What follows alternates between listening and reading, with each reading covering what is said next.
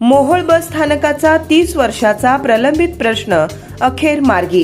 आमदार राजूभाऊ खरे यांच्या पुढाकारानं कामाला गती. नमस्कार, मी माधुरी जाधव आणि आपण पाहत आहात जनसबूत न्यूज. मोहोळ शहराच्या विकासातील एक मोठा अडथळा अखेर दूर झालाय.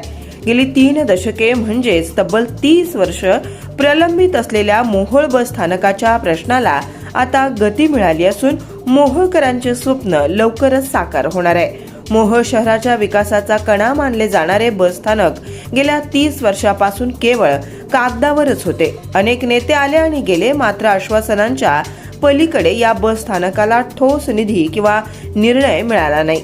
या प्रलंबित प्रश्नाचे गांभीर्य ओळखून मोहोळ विधानसभेचे आमदार राजूभाऊ खरे यांनी जनसेवेचा वसा हाती घेतला. त्याने आपल्या आमदार निधीतून तब्बल 40 लाख रुपयांचा निधी या कामासाठी मंजूर केला. केवळ ती निधी देऊन न थांबता बस स्थानकासाठी तात्पुरती जागा उपलब्ध करून देण्याचे मोठे आव्हान त्यांच्या समोर होते. या प्रक्रियेत अनेक अडथळे आले, मात्र नगरसेवक श्री चेतन बापू देशमुख यांनी स्वतःच्या मालकीची जागा उपलब्ध करून देत मोठे योगदान दिले. गेल्या 30 वर्षात ज्यांनी हा प्रश्न सोडवला नाही तेच आता या कामावर टीका करत असल्यानं नागरिकांमधून संताप व्यक्त होतोय. 30 वर्षात तुम्ही काय केलं, असा सवाल आता सामान्य जनता विचारतीये.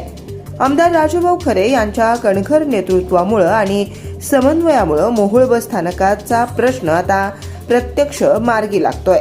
यामुळे मोहोळ परिसरातील प्रवाशांमध्ये आणि नागरिकांमध्ये समाधानाचं वातावरण पाहायला मिळत आहे.